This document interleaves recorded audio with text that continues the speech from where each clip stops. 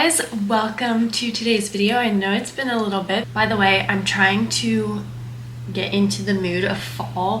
However, it is still really hot out, so that's why I've got like my cardigan on, but I'm actually sweating. Today we're going to be talking about hair loss. I'm starting a series where I'm going to be talking about all of the different types of hair loss and what you can do to help treat them. This is not meant to be used as diagnosis or treatment. Please be sure to see your doctor if you are experiencing hair loss. We're going to start the series off today by talking about the most common type of hair loss. This type of hair loss affects up to 50% of men and women. This type of hair loss is known as androgenic or androgenetic alopecia. It looks a little bit different depending on if you are a man or if you're a woman. So if you're a woman, you'll start to notice that your part is getting wider. You might notice some hair thinning around the temporal areas. If you're a man, you'll probably notice more thinning towards the back of your head, and this is where you also see some men with receding hairlines. So even though it looks different in men and women, it is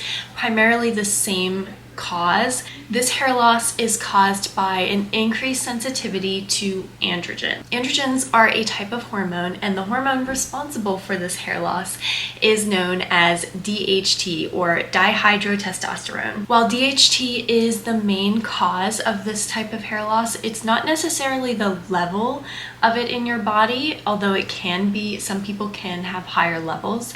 But what happens is your body becomes more sensitive to it. Your body might also have increased levels of something called 5-alpha reductase, and areas on the scalp might also become more sensitive to androgen. So your scalp may have more androgen receptors. So what does this increased level of DHT do? So what happens is the DHT causes the hair follicle to shrink gradually over time. We know terminal hairs to be the long and thick hairs that grow on our head. Well, DHT will cause that follicle to shed, and then a smaller, thinner follicle will grow in its place. Eventually, when this goes unchecked and untreated, the follicle will shrink and be unable to produce any more hair. This process is known as miniaturization. So now that we know the main cause of androgenetic alopecia, what do we do about it? I recommend seeing a dermatologist. Just to prepare you with what your dermatologist will do at your appointment, they're going to take your history, see if you have experienced major stresses in the last 3 months, and they may even want to do a scalp biopsy on you. This will help determine exactly what is going on the scalp. Currently, the FDA has approved a medication to treat hair loss. It's known as minoxidil. You might see it over the counter as Rogaine, and it's available in 2% and also a 5% foam or solution.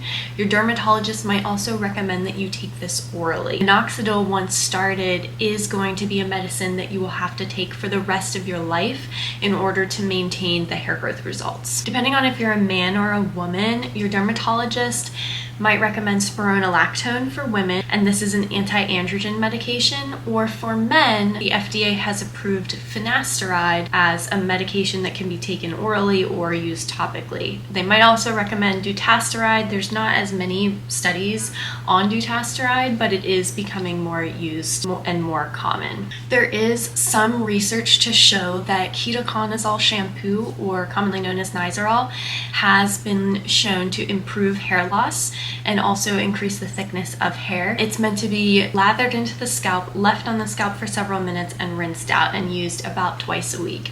So it has been shown to have some DHT blocking properties and also decrease in the inflammation associated with hair loss. So those are some of the medications that your dermatologist might recommend for you. Some people are wary about using medications, understandably so, because they can have side effects. A more natural approach to blocking DHT can include taking supplements like saw palmetto, pumpkin seed oil. Heard good things about Viviscal and also Nutrafol. I actually take Nutrafol, the vegan version, because it doesn't have biotin in it, but I've also heard that Growplex, another supplement, has been recommended. So I've heard dermatologists recommend all 3 of those And like I said, I only take Nutrafol. I only started taking it about a month ago, and I haven't noticed anything yet, but I'll keep you guys updated. Other natural approaches that you can do: rosemary. So you can use rosemary oil with a carrier oil. There's been some research to show that this can be helpful and almost as helpful as minoxidil. It has been shown to have some DHT blocking properties. Serums that contain caffeine, green tea, saw palmetto, and peppermint. And that has been shown to help, again, with blocking the DHT and stimulating hair growth. So anytime that we are combating this type of hair loss, androgenic alopecia, you want to think about two different things. First, you want to think about slowing down the hair shedding and then using something to stimulate hair growth. You can also try doing things like scalp massage daily, just placing the hands on the head and trying to move the scalp, or using a scalp massager. This can again increase the circulation on the scalp and help to stimulate hair growth. You can do microneedling twice a week. Has been shown to help increase collagen production and also increase growth factors. Red light therapy is FDA cleared, not approved. There is a difference between the two. FDA cleared means that it has been studied enough to know that it is not harmful, but it's not quite clear on how helpful it is. But there has been some research to show that it can be helpful. Just to what extent is not really known yet. You can use red light therapy devices. I have a scalp massager that has red light therapy. I also have the Hair Max laser comb.